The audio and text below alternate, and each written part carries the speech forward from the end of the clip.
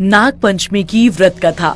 एक समय की बात है, एक गांव में रामू नाम के एक सेठ जी रहा करते थे।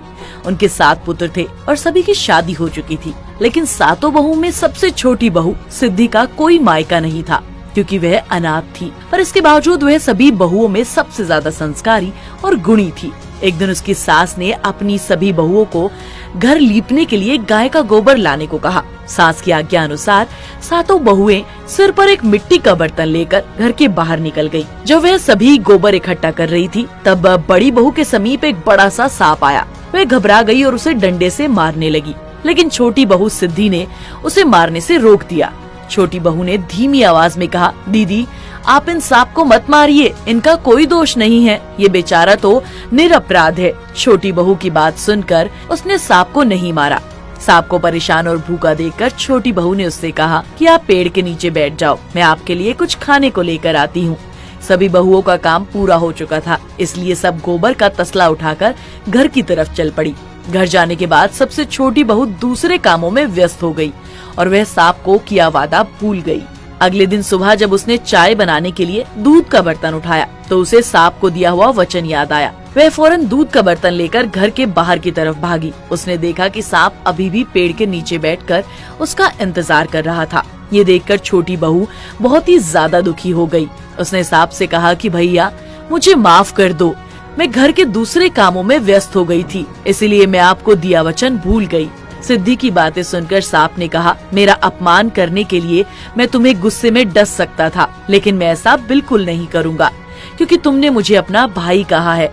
आज से तुम मेरी बहन हो, तुम मुझे जब भी याद करोगी मैं तुम्हारे सामने उपस्थित हो जाऊंगा। कुछ समय के बाद सावन के महीने में सभी बहुएं अपने पीहर जाने लगी। तभी एक बहू ने सबसे छोटी बहू सिद्धि से कहा कि तेरा तो मायका ही नहीं है। ये सुनकर छोटी बहू की आंखों में आंसू आ गए, वह रोने लगी। तभी वहाँ सांप लड़के के भेष में पहुँच गया। उसने कहा कि मैं सिद्धि का दूर का भाई हूँ, उसे अपने घर ले जाने आया हूँ।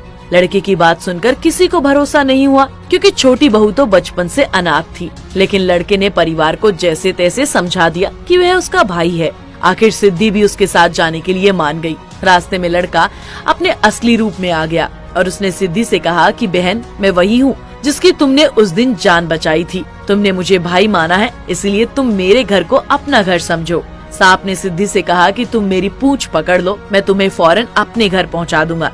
घर जाने के बाद सांप ने अपनी माता को सिद्धि से मिलवाया और कहा कि ये मेरी बहन है, इसने मेरी एक दिन जान बचाई थी। बेटे की बात सुनकर सांप की माता ने सिद्धि को गले लगा लिया और वह खुशी खुशी उनके साथ रहने लगी। कुछ समय के बाद जब वह अपने ससुराल जाने लगी, तो उसके भाई और उसकी माता ने भेंट में उसे बहुत सारे सोने के आभूषण और सोने के जेवर दिए। इतने हीरे जवाहरात देखकर सिद्धि के ससुराल वाले काफी खुश हो गए थे। इन आभूषणों में एक हार ऐसा था जो बेहद खूबसूरत था। उस हार की चमक इतनी ज्यादा थी कि पूरे गांव में हार की चर्चा होने लगी। ये बात गांव में रहने वाली रानी को पता चली। उसने राजा से कहकर उस हार को पहनने की इच्छा जाहिर की। राजा ने फौरन सैनिकों को सेठ जी के घर से हार लाने के लिए भेज दिया। राजा के क्रोध के डर से सेठ जी ने भी अपनी बहू का हार उठाकर सैनिकों को सौंप दिया। लेकिन सिद्धि को वो हार बहुत ही ज्यादा प्यारा था, क्योंकि ये उसे उसके भाई ने दिया था।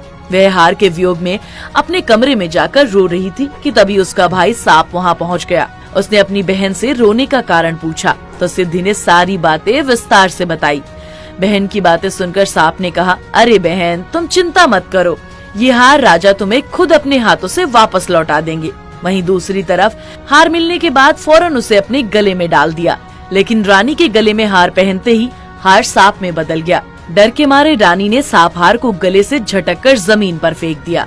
रानी की ऐसी हालत देखकर राजा बहुत ज्यादा क्रोधित हो गए और उसने सेठ जी की छोटी बहू को महल पकड़ लाने का आदेश दिया। जब सिद्धि महल पहुंची तो राजा ने क्रोध में उससे कहा कि मूर्ख लड़की, तूने हार पर क्या जादू टोना किया है कि ये हार गले में पहनते ही सांप बन जा रहा है। राजा की बात सुनकर छोटी बहू ने कहा कि महाराज ये हार मुझे मेरे भाई ने दिया है, मैंने इस पर कोई जादू टोना नहीं किया है। वहाँ उसका भाई नाग प्रकट हो गया और उसने राजा से कहा कि ये हार केवल मेरी बहन का है। नाग देवता को देखकर सभी लोगों ने हाथ जोड़कर उन्हें प्रणाम किया, क्योंकि उस दिन नाग पंचमी तिथि थी, इसीलिए उस दिन से नाग पंचमी का त्योहार मनाया जाता है। इस दिन औरतें सर्प को अपना भाई मानकर उनकी पूजा करती हैं। दोस्तों, अगर नाग पंचमी के दिन आप नाग देवता की पूजा करते हैं तो इससे आपकी सभी मनोकामनाएं पूरी हो जाती हैं। आज की वीडियो में बस इतना ही। अगर आपको हमारी ये कथा पसंद आई हो तो वीडियो को लाइक और शेयर करना बिल्कुल न भूलें।